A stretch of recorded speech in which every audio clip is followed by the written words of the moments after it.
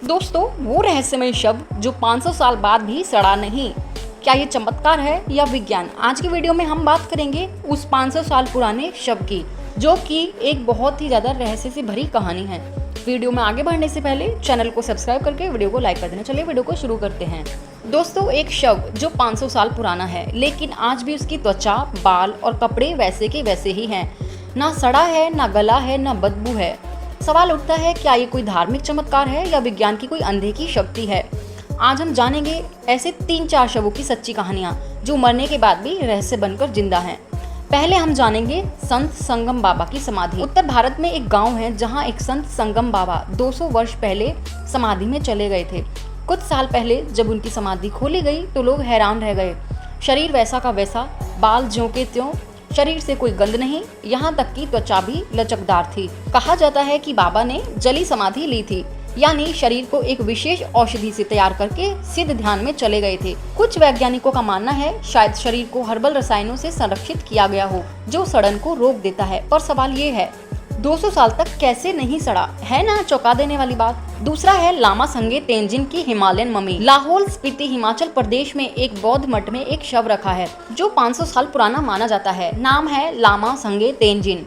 वो शव पद्मासन में बैठा हुआ है। शरीर सिकड़ा नहीं है, चेहरा साफ दिखता है, बाल और दांत पूरी तरह से सुरक्षित हैं। चौंकाने वाली बात यह है, कभी शव को केमिकल से ट्रीट नहीं किया गया।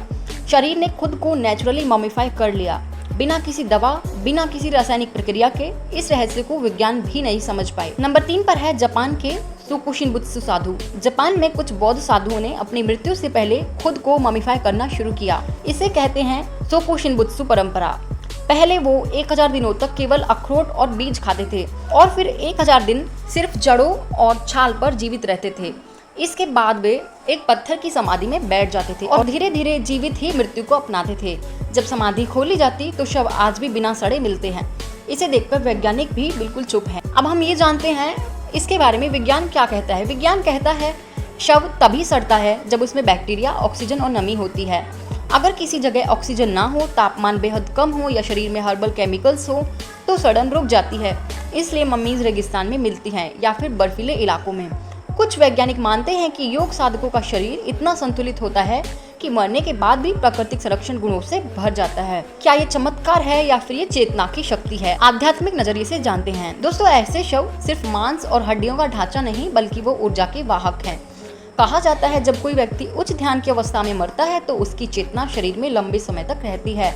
इस कारण शरीर सामान्य तुलना में बहुत देर से विघटित होता है। क्या ये आत्म संरक्षण की अंतिम अवस्था है या भगवान द्वारा दिया गया कोई अदृश्य कवच? मृत्यु के बाद भी जो जिंदा है। इन कहानियों से हमें सिर्फ इतना समझ आता है कि मृत्यु अंत नहीं, एक रहस्य है।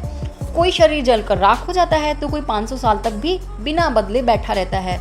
कुछ लोग कहते हैं ये चमत्कार है, कुछ कहते हैं ये योग की ताकत है, पर सच ये है, मृत्यु भी उतनी ही रहस्यमय है जितना जीवन। आपको सबसे चौंकाने वाली बात इनमें से कौन सी लगी? हिमालय की, जापान की या फिर भारत की? कमेंट करके जरूर बताइए। वीडियो को शेयर कीजिए, चैनल को सब्सक्राइब करिए ताकि ऐसी ही रहस्यमय वीडियोस आपको मिलती रहे। मिलते हैं अगली वीडियो में, तब तक के लिए जय श्री राम।